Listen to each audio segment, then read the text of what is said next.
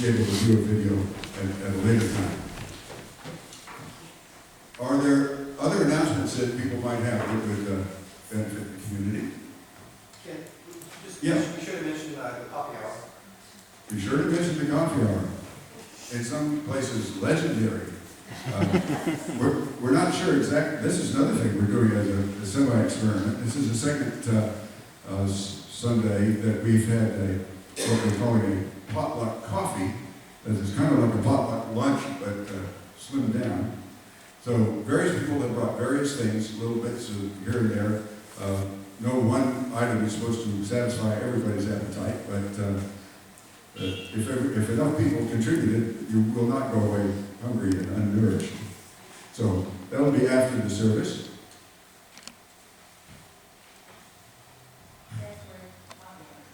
Yes, coffee hour is right through the door. Sometimes speakers assume that everybody knows everything, but sometimes we're wrong. Our program today is unusual because it's brought to you straight from the mid-19th century, and we're asking you to suspend your disbelief and imagine yourself back in 1848 or so, and perhaps a wandering minister who is acclaimed in Boston might even be visiting Maine. At least that's our hope. Wendy Knickerbocker. Oh no, first we're having the prelude. I put together the order of service and probably forgot it. So one more thing I should be reading. Our prelude, Gina Churchill is our organist and choir director, and she will set the right musical tone.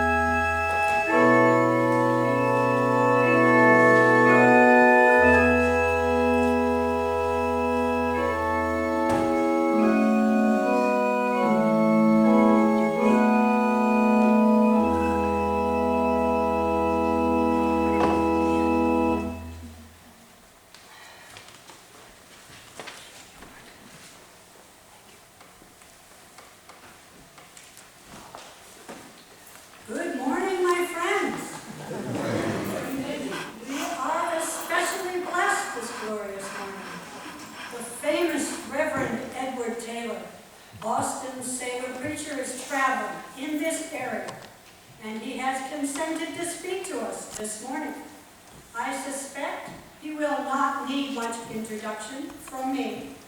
So I give you the wonderful, the admirable Father Taylor.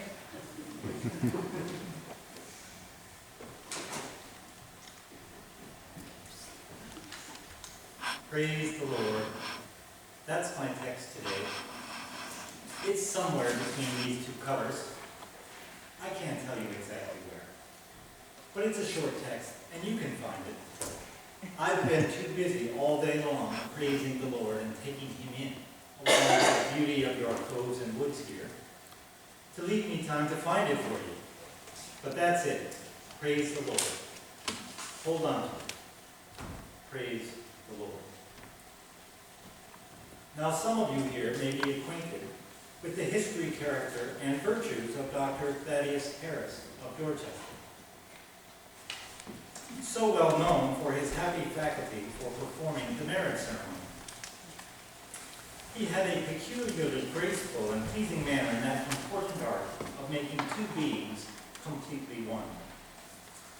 On one occasion, being called upon to perform this wonderful thing, he did it up in his most beautiful style and then tried to draw the happy pair into conversation. But nothing, save monosyllables, could be got from either the bridegroom or from the lady. In vain, the doctor labored with all his powers of eloquence. Afterward, he remarked that he had married a great many couples in his time, but never before in his recollection had he found a couple to be so unspeakably happy. I profess myself to be speakably happy to be among you this forenoon. Now, friends, the Bible warns us of impostors. Now, you don't know, but I am one. So watch me. Watch me close. By way of introduction, I will state you my experience, for I happen, fortunately, to have had some experience once. I came from a ship, a man of war, was a Southerner, a Virginian by birth, and the sea has been my cradle, and the ocean has rocked it. With the care of my brethren, for I happen to be an unfortunate one, I did not get the experience that so many men have. Some men are covered with difficulties and sores, and things are wrong, and everything going to destruction. That is not my experience. I never had much trouble in my life. No one injured me, Arabs or Egyptians, and the four quarters of the globe have been my place. I came to Boston, but was too busy in my life and had too much to do, together with some little want of opportunity, to pay any attention to that common thing which today has got to be so cheap: education. So much time spent at schools, so many precious days and nights rubbed away. But when I got here, I found a good friend, and he thought in his sagacity that the little fiddle did need some tuning to put it in order, and he got me the privilege of going to an academy to get an academic education. Well, that was a new thing to me, so I went to study. I set at it in earnest.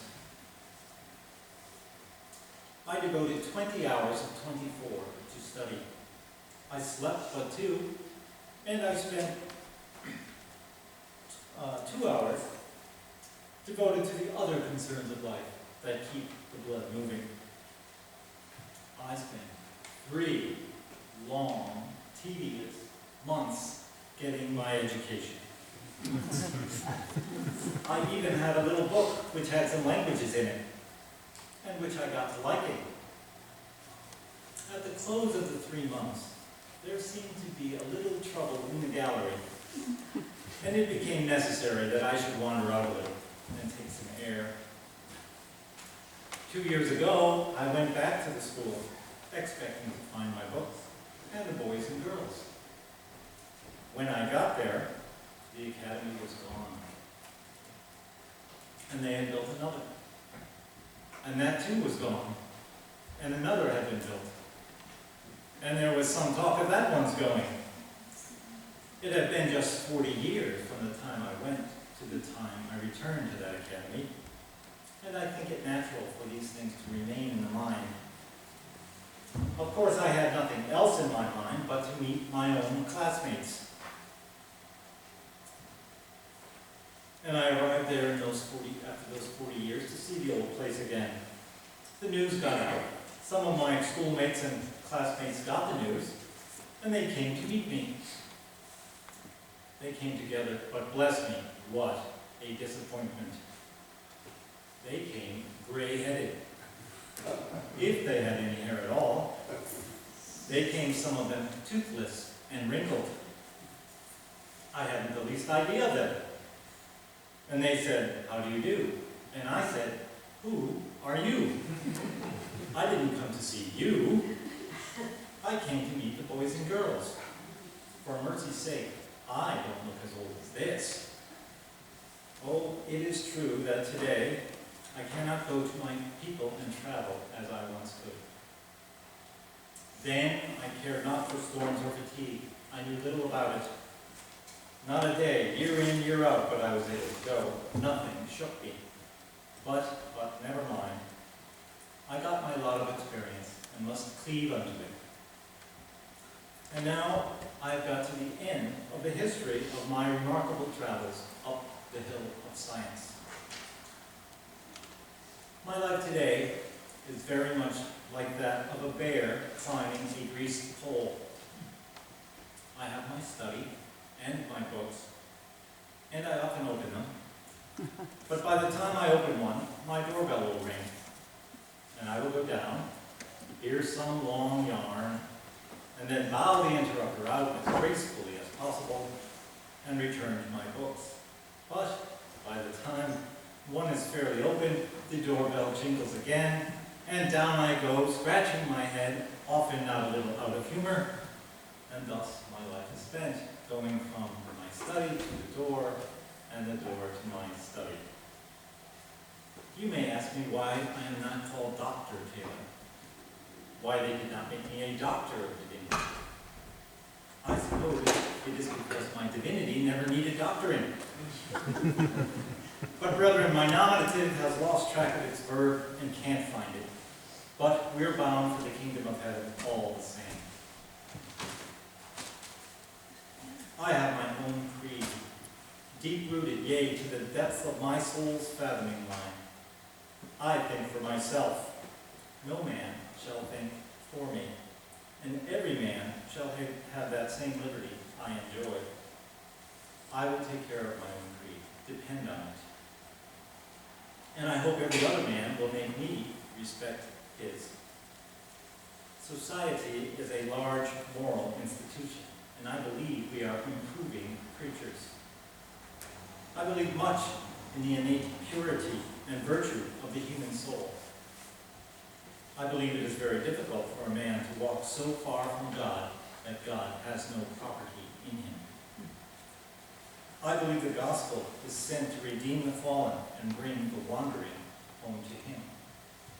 And therefore, I believe that it is kindness alone that can effect it. Indeed, I know, for I make it my business in every country that I go to visit the highest and the lowest, to attend at the rich man's house and pass down to the lowest grade.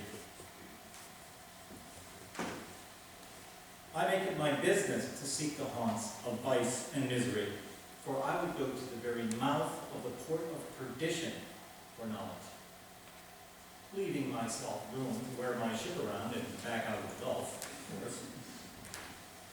I say, friends, now look me full in the face. What should you say of a man aboard a ship who is always talking about his compass, but never using it? What should you think of the man who, when the storm is gathering,